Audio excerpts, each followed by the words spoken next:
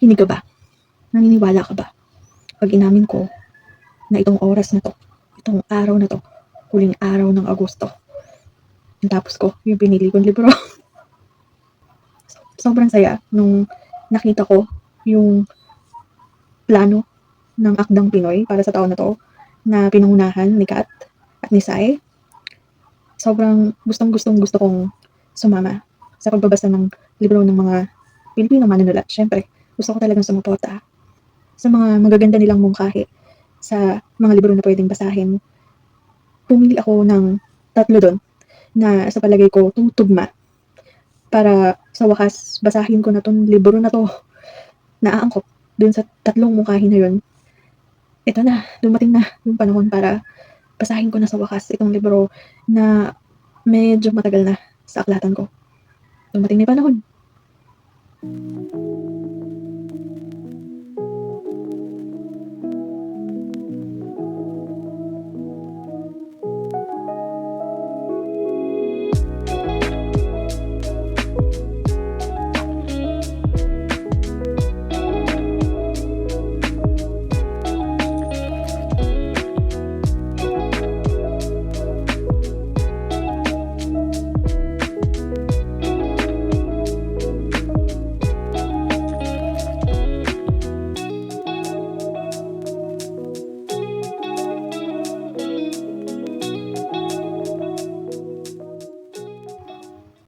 Limput-anim?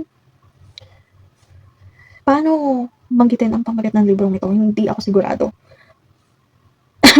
Bakit tayo nagugulumihanan? Bakit tayo nagtataka kapag ang paraan ng pagsasalita natin ay sarili nating wika? Bakit? Pilipino tayo. Bakit ang hirap? Bakit ang hirap magsalita ng purong wika natin? Realidad, hindi ba? Pero paano nga ba sabihin ng pamagat ng librong to? Pangaralan niyo ako? Basta ang sigurado ako, babong isa sa mga ang dami kong gustong aminin, hindi ko alam kung saan ako magsisimula, pero pipilitin ko. Matagal akong natakot na simulan basahin tong libro na to dahil itong gawa niya na to ang pinakabago.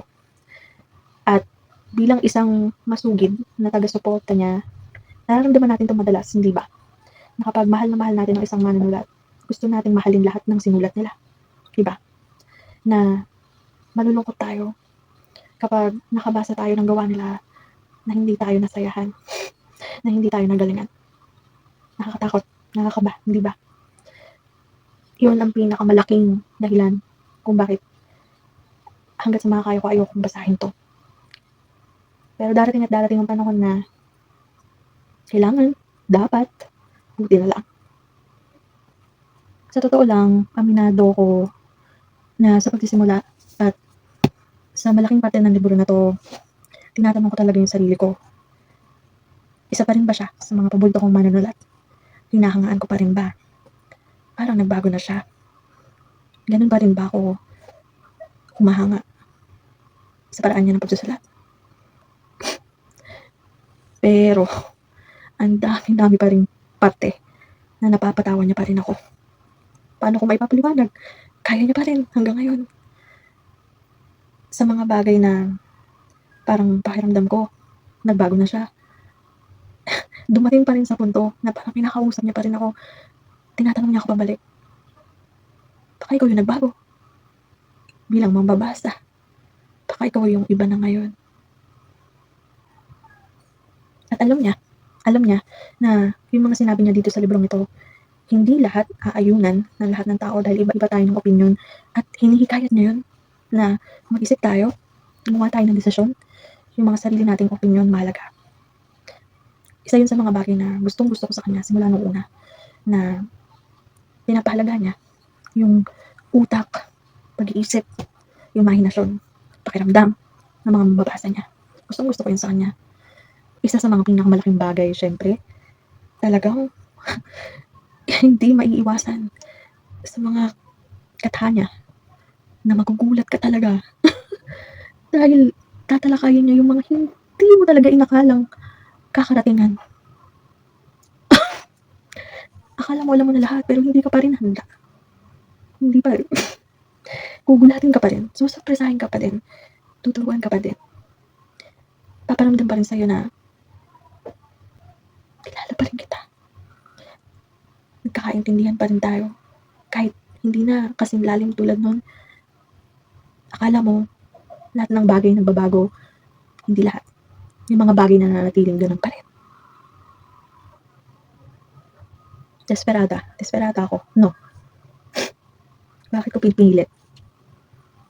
Nagdesperada na ba ako? Malamang. Bakit ako nagpupumilit? Kaya ko ba talaga? Siguro ito yung isa sa mga pinakagusto kong aminin. Yung pinagmamalaki ko na kakatapos ko lang ng nobela. Pagkatapos ng medyo mahabang panahon na akala ko susukuan ko na, titigilan ko na ang pagsusulat.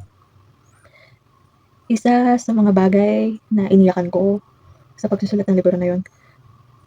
Oo nga pala, hindi ko alam kung nakwento ko na to, pero sobrang masaya ako kapag yung mga mababasa ko noon, ito yung mga kwento ko na sinulat mga ilang taon na nakakalipas.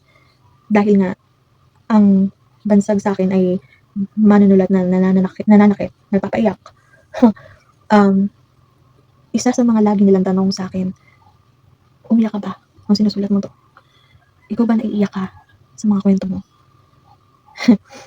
Tuwa ako kasi ganun sila ka-interesado sa proseso dahil ganun sila umiyak.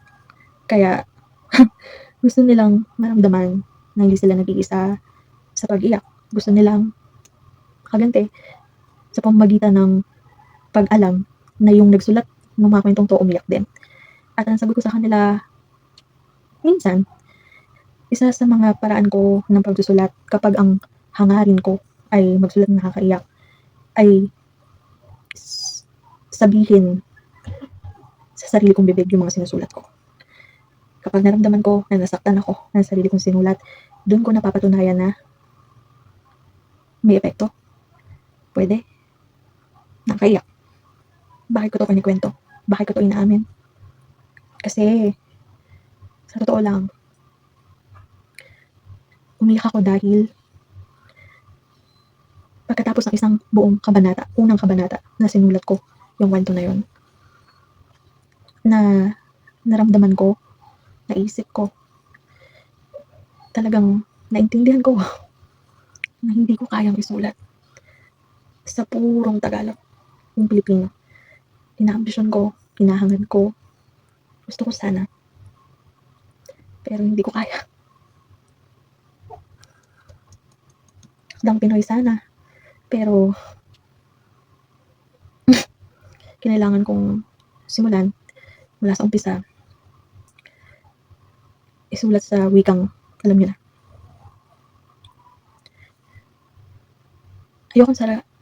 Ayokong isara yung pinto ko.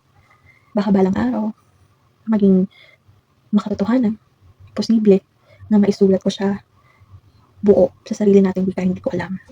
Pero baka, siguro, kung maraming bagay man dito, hindi ko sigurado kung maiintindihan o mapapahalagahan ng maraming mambabasa. Para sa akin, pinakapaborito ko dito sa librong to, kung hindi man ako sumasang-ayon sa lahat, pinakapaborito ko yung mga sinasabi niya tungkol sa pagbabasa, sa pagsusulat.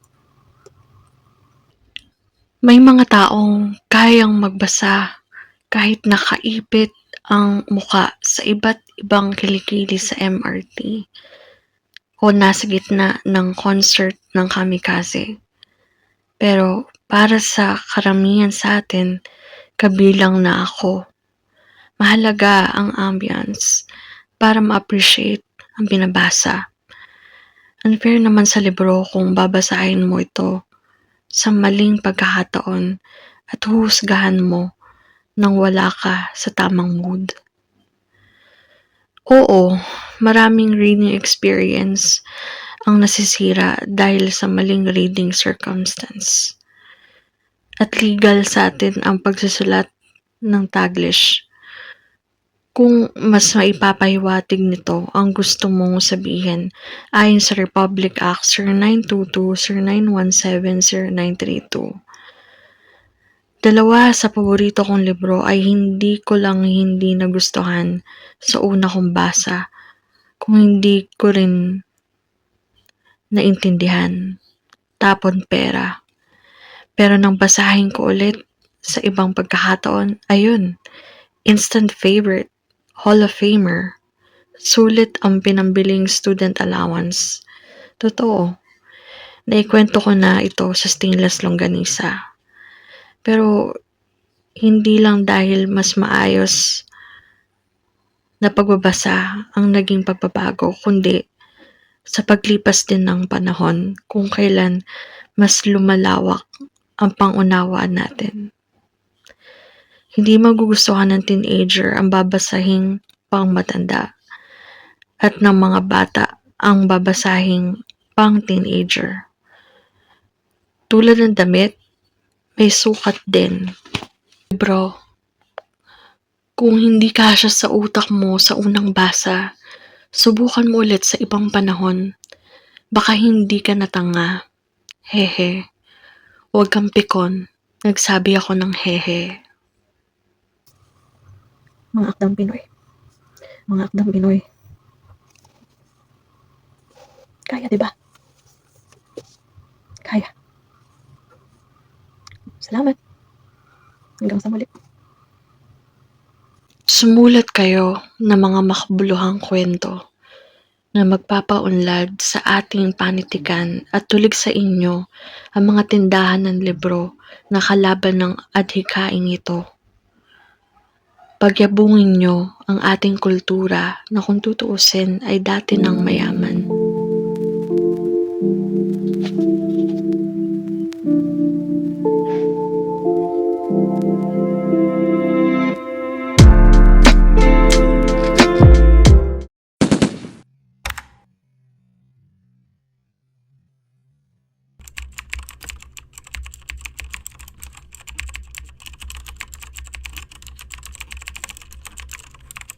Libo-libo kaming nangangarap na maging manunulat. Balang araw sa tamang panahon. Panitikan, tula, nobela ang hinahamon. Libo-libo kaming umiiyak ang bulsa sa bawat naniningil na kahapon. Ang hawak lang naming sandata ay makatha na puso mismo namin ang nilalamon. Manahimik daw kami. Bawal daw kami magsabi ng opinyon, wala daw kahit anong karapatan, wala daw kaming 10 milyon. Saan ba ako pwede mangutang para bumili ng tulong? Sagipin niyo po ang pamagat ng libro kong nasusunog na lamang sa aking ilusyon. Ang papel at lapis ko, nawasak na sa kalungkutan, hirap at dilim. Talaga bang ang bansa ko ay bulag at di ako kailanman babasahin?